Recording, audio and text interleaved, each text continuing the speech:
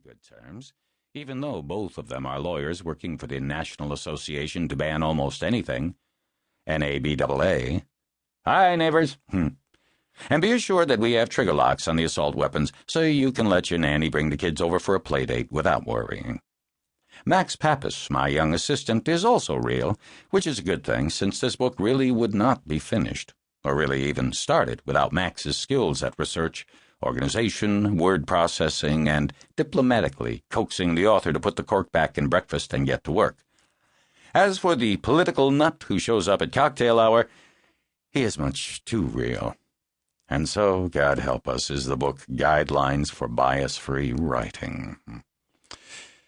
Bits and chunks, and indeed whole globs of the CEO's monologues have previously appeared in Rolling Stone, Men's Journal, Forbes FYI, Forbes ASAP, The Weekly Standard, The New York Times Book Review, The Spectator, The American Spectator, The American Enterprise, The Paris Review, Automobile, Car and Driver, TV Guide, and even the ancient National Lampoon. As the careful reader of the acknowledgments page, if there is such a person, can tell, I am nothing if not a devotee of recycling. My thanks to these publications for their permission. I assume some more responsible type person than myself has requested it. Max, where are you? To reprint this material.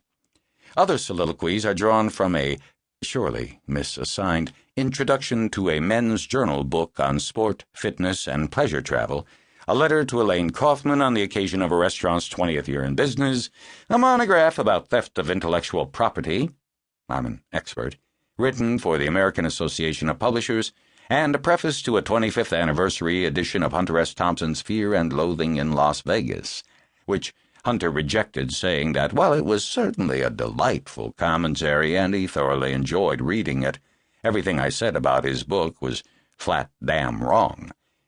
This is why literary criticism tends to concentrate on writers who are either dead or don't have the critic's phone number. I owe a debt of gratitude to Oliver Wendell Holmes, but he's not the only one. There's Jan Wenner, proprietor of Rolling Stone and Men's Journal, who has kept me in daily bread for half a generation, even though, for all I knew, Tupac Shakur was an Iranian artificial beverage sweetener. Bob Love, managing editor of Rolling Stone, who did the editorial lifting and carrying on most of the longer items in this book. Terry McDonnell, who as editor of Men's Journal gave me my best essay assignments and who, even better, is the father of my godson Nick. And David E. Davis, Jr., former editor of Car and Driver and founder of Automobile, who got me started in automotive journalism back when a Hyundai was something you did after too many Budweisers. Thanks also to Bill Crystal, Fred Barnes, and Andy Ferguson at the Weekly Standard, Gene Jennings at Automobile, Sid Evans and David Willey at Men's Journal, Kim Goldstein at Rolling Stone, Patrick Cook and Thomas Jackson at Forbes FYI, Vladimir Plishinsky at the American Spectator, Scott Walter at the American Enterprise.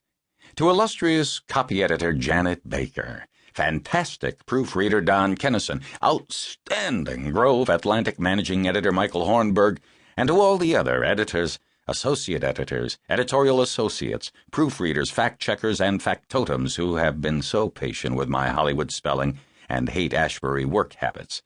And a special double ration of thanks, with extra grog, goes to Christopher Buckley, editor of Forbes FYI, or Business Fun, as it's called herein. In Chapter 5, Chris's part of the dialogue, the funny part, is his own. So are most of the best lines in the rest of the blind, drunk, wine tasting, and in the Chapter 6, Who the F Are They section, which was, after a long lunch, Chris's idea. My wife also writes her own dialogue. This is why, my dear, I sometimes leave the room right in the middle of what you're saying. I'm not avoiding a discussion. I'm taking notes. As long as I'm making a general confession to pilferage, let me confess that I took the polo-playing Death's Memorial quilt from expert equestrian Molly Vogel and U.S. Airways Church of Christ from brilliant photographer James Kegley.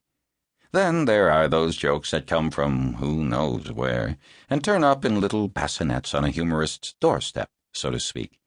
The humorist is pretty sure he didn't physically produce these jests, but they're awfully cute, and he'd hate to leave them out in the cold. E.g., unauthorized autobiography is not